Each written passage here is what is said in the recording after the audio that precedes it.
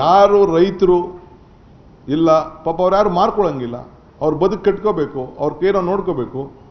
ಯಾರು ಮಾರ್ಕೋತೀನಿ ಇಲ್ಲ ನಾನು ಕೊಟ್ಬಿಡ್ತೀನಿ ನನ್ನ ದುಡ್ಡು ಕೊಡಿ ಅಂತ ಅಂದರೆ ಈಗಾಗಲೇ ನೋಟಿಫಿಕೇಶನ್ಗಳು ಆಗೋಗಿದೆ. ಯಾರು ಬೇಕಾದ್ರೂ ಹಣ ತೆಗೆದುಕೊಂಡು ಹೋಗಲಿ, ನಾನು ಬಲವಂತ ಮಾಡೋದಿಲ್ಲ. ಮುಂಚಿತವಾಗಿ ನಾನು ರೈತರುಗಳ ಹತ್ರ ಅಧಿಕಾರಿಗಳ ಹತ್ರ ಕರೆದು ಮೀಟಿಂಗ್ ಮಾಡಿದ್ದೀನಿ.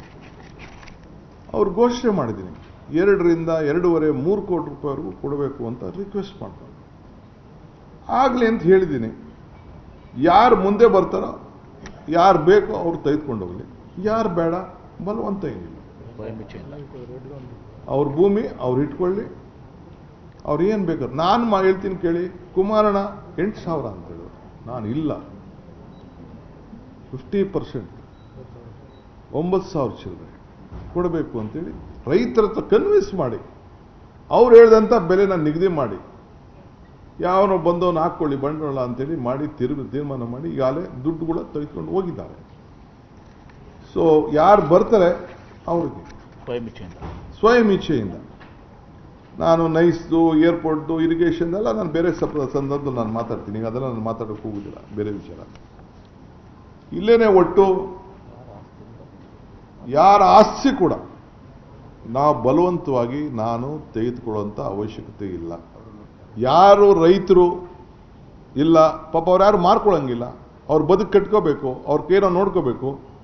ಯಾರು ಮಾರ್ಕೋತೀನಿ ಇಲ್ಲ ನಾನು ಕೊಟ್ಬಿಡ್ತೀನಿ ನನ್ನ ದುಡ್ಡು ಕೊಡಿ ಅಂತ ಅಂದರೆ ಈಗಾಗಲೇ ನೋಟಿಫಿಕೇಶನ್ಗಳು ಆಗೋಗಿದೆ.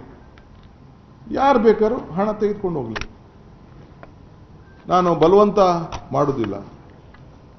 ಮುಂಚಿತವಾಗಿ ನಾನು ರೈತರುಗಳ ಹತ್ರ ಅಧಿಕಾರಿಗಳ ಹತ್ರ ಕರೆದು ಮೀಟಿಂಗ್ ಮಾಡಿದ್ದೀನಿ. ಅವ್ರು ಘೋಷಣೆ ಮಾಡಿದ್ದೀನಿ 2 ರಿಂದ 2.5 3 ಕೋಟಿ ರೂಪಾಯಿವರೆಗೂ ಕೊಡಬೇಕು ಅಂತ ರಿಕ್ವೆಸ್ಟ್ ಮಾಡ್ತಾರೆ. ಆಗಲಿ ಅಂತ ಹೇಳಿದ್ದೀನಿ. ಯಾರು ಮುಂದೆ ಬರ್ತಾರೋ, ಯಾರು ಬೇಕೋ ಅವ್ರು ತೆಗೆದುಕೊಂಡು ಹೋಗಲಿ, ಯಾರು ಬೇಡ ಬಲವಂತ ಏನಿಲ್ಲ. ಅವ್ರ ಭೂಮಿ ಅವ್ರು ಇಟ್ಕೊಳ್ಳಿ, ಅವ್ರು ಏನು ಬೇಕಾದ್ರೆ. ನಾನು ಹೇಳ್ತೀನಿ ಕೇಳಿ, ಕುಮಾರಣ್ಣ 8,000 ಅಂತ ಹೇಳಿದ್ರು, ನಾನು ಇಲ್ಲ 50% 9,000 ಚಿಲ್ಲರೆ ಕೊಡಬೇಕು ಅಂತೇಳಿ ರೈತರ ಹತ್ರ ಕನ್ವಿನ್ಸ್ ಮಾಡಿ, ಅವ್ರು ಹೇಳ್ದಂಥ ಬೆಲೆನ ನಿಗದಿ ಮಾಡಿ, ಯಾವನೋ ಬಂದವನು ಹಾಕ್ಕೊಳ್ಳಿ ಬಂಡವಾಳ ಅಂತೇಳಿ ಮಾಡಿ ತೀರ್ಮಾನ ಮಾಡಿ ಈಗಾಗಲೇ ದುಡ್ಡುಗಳ ತೆಗೆದುಕೊಂಡು ಹೋಗಿದ್ದಾರೆ.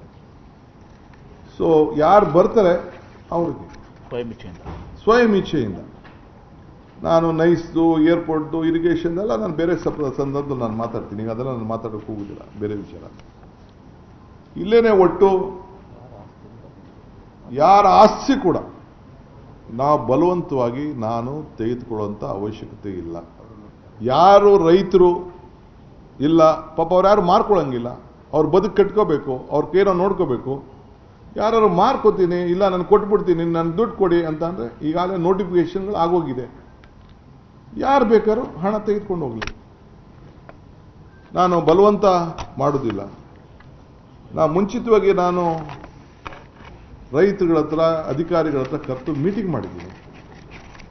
ಅವ್ರು ಘೋಷಣೆ ಮಾಡಿದ್ದೀನಿ 2 ರಿಂದ 2.5 3 ಕೋಟಿ ರೂಪಾಯಿವರೆಗೂ ಕೊಡಬೇಕು ಅಂತ ರಿಕ್ವೆಸ್ಟ್ ಮಾಡ್ತಾರೆ. ಆಗಲಿ ಅಂತ ಹೇಳಿದ್ದೀನಿ. ಯಾರು ಮುಂದೆ ಬರ್ತಾರೋ, ಯಾರು ಬೇಕೋ ಅವ್ರು ತೆಗೆದುಕೊಂಡು ಹೋಗಲಿ, ಯಾರು ಬೇಡ ಬಲವಂತ ಏನಿಲ್ಲ. ಅವ್ರ ಭೂಮಿ ಅವ್ರು ಇಟ್ಕೊಳ್ಳಿ, ಅವ್ರು ಏನು ಬೇಕಾದ್ರೆ. ನಾನು ಹೇಳ್ತೀನಿ ಕೇಳಿ, ಕುಮಾರಣ್ಣ 8,000 ಅಂತ ಹೇಳಿದ್ರು, ನಾನು ಇಲ್ಲ 50% 9,000 ಚಿಲ್ಲರೆ ಕೊಡಬೇಕು ಅಂತೇಳಿ ರೈತರ ಹತ್ರ ಕನ್ವಿನ್ಸ್ ಮಾಡಿ, ಅವ್ರು ಹೇಳ್ದಂಥ ಬೆಲೆನ ನಿಗದಿ ಮಾಡಿ, ಯಾವನೋ ಬಂದವನು ಹಾಕ್ಕೊಳ್ಳಿ ಬಂಡವಾಳ ಅಂತೇಳಿ ಮಾಡಿ ತೀರ್ಮಾನ ಮಾಡಿ ಈಗಾಗಲೇ ದುಡ್ಡುಗಳ ತೆಗೆದುಕೊಂಡು ಹೋಗಿದ್ದಾರೆ. ಸೊ ಯಾರು ಬರ್ತಾರೆ ಅವ್ರಿಗೆ ಸ್ವಯಂ ಇಚ್ಛೆಯಿಂದ ನಾನು ನೈಸ್ದು ಏರ್ಪೋರ್ಟ್ದು ಇರಿಗೇಷನ್ ಎಲ್ಲ ನಾನು ಬೇರೆ ಸಂದರ್ಭದಲ್ಲಿ ನಾನು ಮಾತಾಡ್ತೀನಿ. ಈಗ ಅದೆಲ್ಲ ನಾನು ಮಾತಾಡೋಕೆ ಹೋಗುದಿಲ್ಲ, ಬೇರೆ ವಿಚಾರ. ಇಲ್ಲೇನೆ ಒಟ್ಟು ಯಾರ ಆಸ್ತಿ ಕೂಡ ನಾವು ಬಲವಂತವಾಗಿ ನಾನು ತೆಗೆದುಕೊಳ್ಳುವಂಥ ಅವಶ್ಯಕತೆ ಇಲ್ಲ.